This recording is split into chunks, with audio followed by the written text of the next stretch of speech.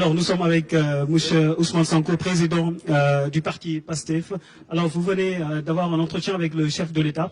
Dans un contexte marqué par la propagation du Covid-19, le président de la République a pris d'importantes mesures allant dans le sens de lutter efficacement contre ce Covid-19. Dites-nous comment avez-vous apprécié cette initiative du président de la République d'associer toutes les forces vives de la nation à la réflexion, notamment à la classe politique, l'opposition dont vous faites partie?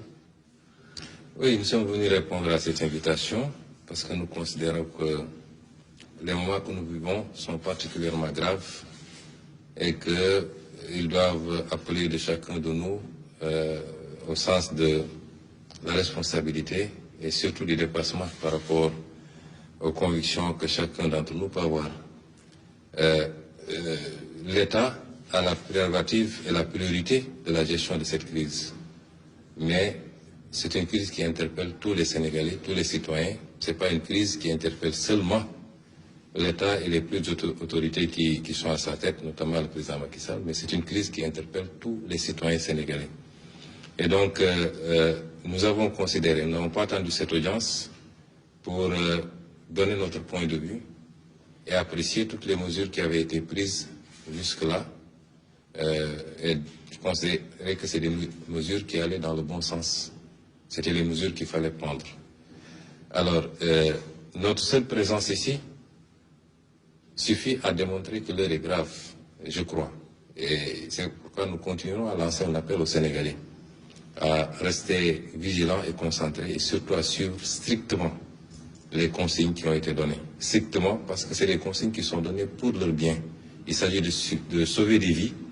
C'est pas c'est pas un jeu. Aujourd'hui, c'est des milliers de morts qu'on voit un peu partout. Et ça n'épargne ni Premier ministre, ni président, ni chauffeur de taxi. Tout le monde est exposé à cette maladie. Donc, il est important que tous les Sénégalais le comprennent. Au-delà, nous avons écouté. Nous étions venus avec beaucoup de questions. Parce que jusqu'à présent, on était dans des mesures d'ordre sanitaire. Hier, on nous a annoncé, parce qu'on est à la phase de l'annonce, un certain nombre de mesures d'ordre budgétaire avec un impact économique et social recherché. Évidemment, on est dans une autre phase de gestion de cette crise.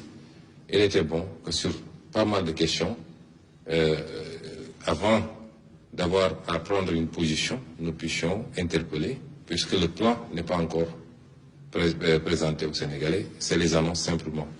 Et je crois que le président Macky Sall a répondu à toutes les questions que nous avions soulevées.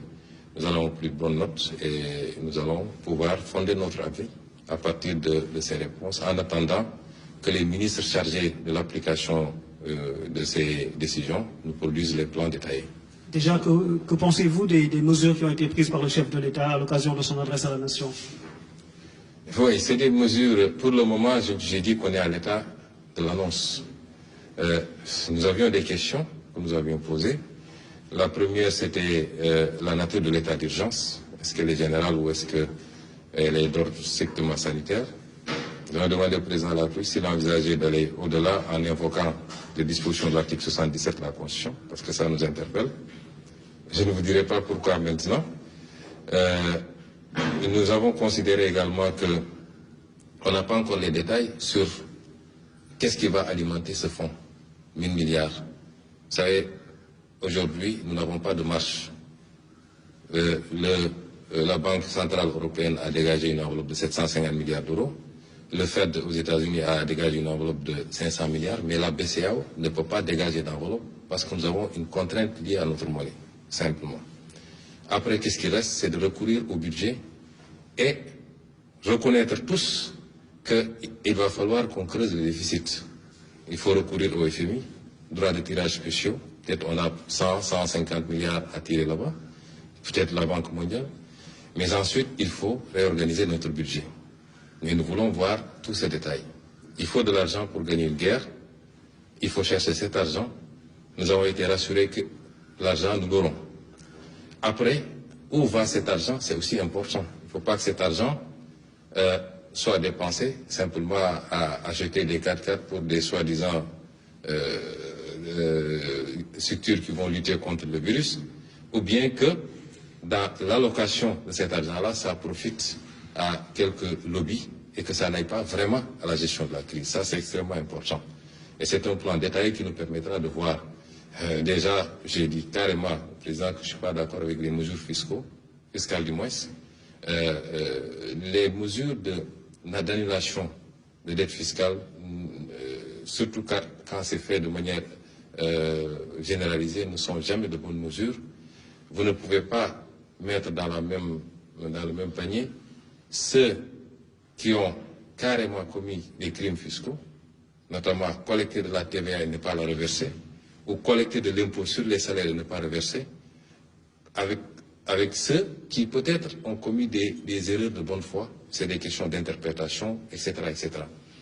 Mais nous avons considéré qu'il est plus pertinent de demander simplement un moratoire, de repousser le paiement de ces dettes fiscaux, puisque nous-mêmes, d'après ce qui m'a été dit, nous allons demander aux bailleurs de nous octroyer un délai pour le paiement de notre dette, plutôt que de procéder à l'annulation d'une dette, pour que ça aille simplement dans des poches et non pas dans la lutte réellement contre la pandémie ou la relance de l'économie. Ça, c'est les problématiques que nous avons posées. Nous avons considéré que les 50 milliards alloués aux mesures sociales nous semblent assez peu. Notamment, si vous avez une enveloppe de 1 000 milliards, vous connaissez la situation du pays. Je crois qu'il faut envisager mettre un peu plus. Nous n'avons pas entendu de mesures pour les salariés, par exemple, également. Il n'est pas question pour nous de dire, oui, les gens ne vont pas payer ceci ou cela. Il y a beaucoup de choses qui se disent, on ne paye pas le loyer, on ne paye pas l'eau, on ne paye pas l'électricité. On n'est pas à ça, puisqu'on n'a pas prononcé une mesure de confinement. Les gens peuvent continuer plus ou moins à vaquer à leur occupation, mais il faut envisager des mesures pour accompagner ces pans, parce que beaucoup de gens dépendent de ces salariés.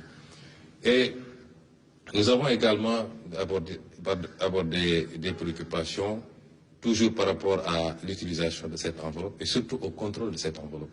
D'où la pertinence de la question sur le recours à l'article 77 de la Constitution.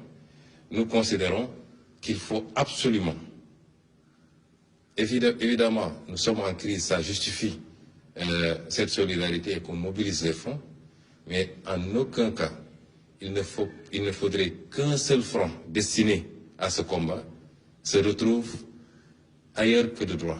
Et ça, c'est extrêmement important. Et c'est une gestion transparente et rigoureuse qui nous le permettrait. Nous ne voudrons pas que la crise serve à justifier un certain nombre de comportements et que l'argent qui a été mobilisé et qui sera dans tous les cas payé par les Sénégalais. Il faudra un effort national, un sacrifice pour que cet argent-là soit payé par les Sénégalais. Il ne faut pas que cet argent-là se retrouve ailleurs que dans la lutte contre le virus, mais également dans la relance de l'économie qui sera impactée par cela et surtout dans les mesures d'appui sociaux.